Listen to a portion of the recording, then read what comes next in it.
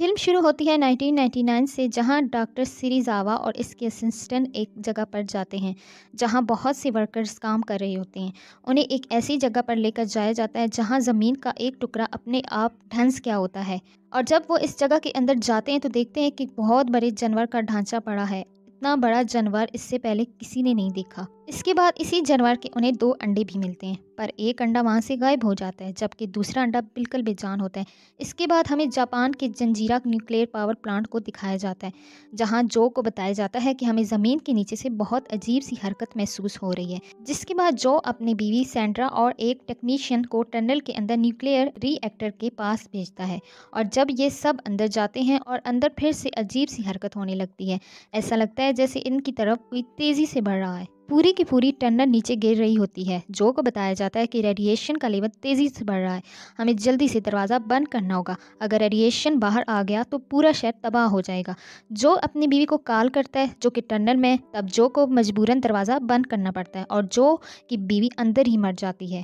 اس کے بعد 15 سال بعد جو کے بیٹے فورڈ کو ہم دیکھتے ہیں، جو کہ امریکن آرمی میں ایک سینک ہوتا ہے، اور وہ چھٹی کے لیے اپنے گھر سین فرانسسکو آیا ہوتا ہے، جس کی فیملی میں اس کی بیوی اور 5 سال کے بیٹے کو دکھایا جاتا ہے۔ تبھی انہیں ایک کال آتی ہے، یہ کال جاپان سے آتی ہے، جو کہ انہیں بتاتے ہیں کہ فورڈ کے فادر کو گرفتار کر لیے گئے کیونکہ وہ جنجیرا پاور پلانٹ میں گھسنے کی کوشش کر رہے تھے، جو کہ پوری طرح سے کوارنٹین میں ہے، وہاں جانے کی کسی کو اجازت نہیں ہے۔ اور پھر فورڈ جاپان جاتا ہے، اپنے فادر کو جیل سے چھڑوا لیتا ہے۔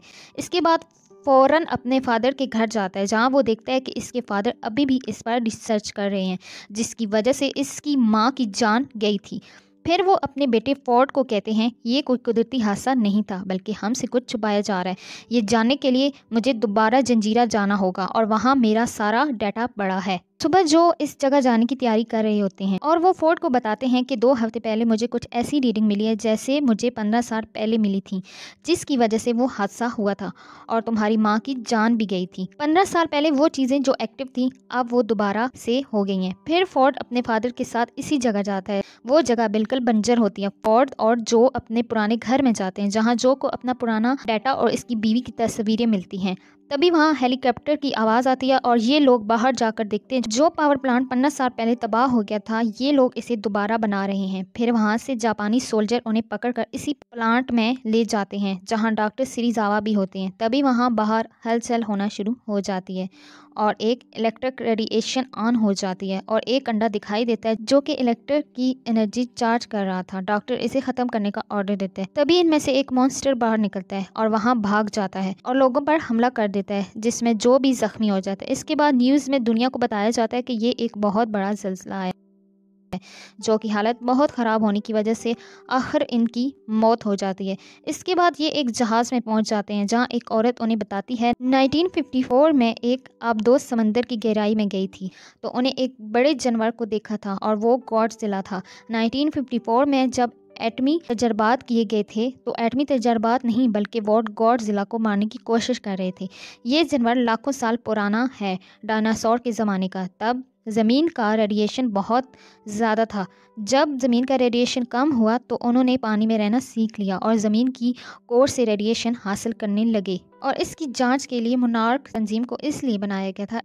اس کے بعد آرمی کو خبر ملتی ہے اس مانسٹر نے امریکی سبمرین پر حملہ کیا تھا، اور جب آرمی وہاں جاتی ہے تو دیکھتی ہے کہ وہ نیوکلیئر کے مٹیریل کو کھا رہا ہوتا ہے کیونکہ یہی اس کی انرجی کا ذریعہ ہے، اور جب یہ انسانوں کو دیکھتا ہے تو وہ خود کو زور سے زمین پر مارتا ہے، جس سے الیکٹرو ویوز نکلتی ہیں اور سب مشین، ہیلی کاپٹر، جہاز، ٹرینیں بند ہو جاتی ہیں۔ تبھی امریکی نیوی کو خبر ملتی ہے کہ سمندر میں ایک بہت بڑا جانور باہر آ رہا ہے اور وہ سمجھ جاتے ہیں یہ گاڈزیلا ہے۔ اس کے بعد ہم مانسٹر کو دیکھتے ہیں اور فورڈ کے ہیلی کاپٹر پر حملہ کر دیتا ہے اور تبھی وہاں گاڈزیلا آ جاتا ہے اور دونوں کی آپس میں لڑائی دیکھنے کو ملتی ہے۔ جب ڈاکٹر سریزاوا کو یہ خبر ملتی ہے تو انہیں وہ حیران ہو جاتا ہے، اگر گاڈزیلا مانسٹر کو مارنا چاہتا ہے تو اس نے گاڈزیلا کو سگنل کیوں بھیجے؟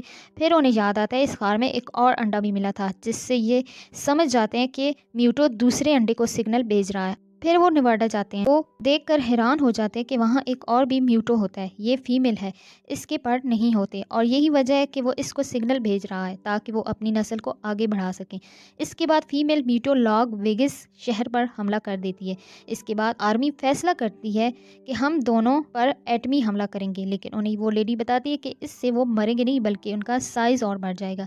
اس کے بعد ڈاکٹر سیریزاوا بولتے ہیں گوڈزیلا ہمیں مارنے نہیں بلکہ ان دو میوٹوز کو ختم کرنے جا رہا ہے، لیکن ان کی باتوں پر کوئی یقین نہیں کرتا اور آرمی کا جنرل ایک ٹیم کو نیوکلیئر بم کے ساتھ اس جگہ بھیجتا ہے۔ فورڈ بھی ساتھ جاتا ہے لیکن میوٹو اس پر حملہ کر دیتی ہے اور نیوکلیئر بم کو نگل لیتی ہے۔ سین فرانسسکو کی برج پر ساری فوج اپنے ہتھیاروں کے ساتھ کھڑے ہوتے ہیں اور تبھی پانی سے گوڈزیلا نکلتی ہے اور آرمی اس پر زور سے حملہ کرتی ہے۔ اس کے بعد یہ نیوکلیئر بم کا ٹائمر بھی سیٹ کر دیتے ہیں، لیکن ان کے ایک ایک جہاز سمندر میں گرنا شروع ہو جاتے ہیں اور ساری الیکٹرانک چیزیں بھی بند پڑ جاتی ہیں اور میوٹو آ جاتے ہیں اور ان کا میزائل نگل جاتا ہے۔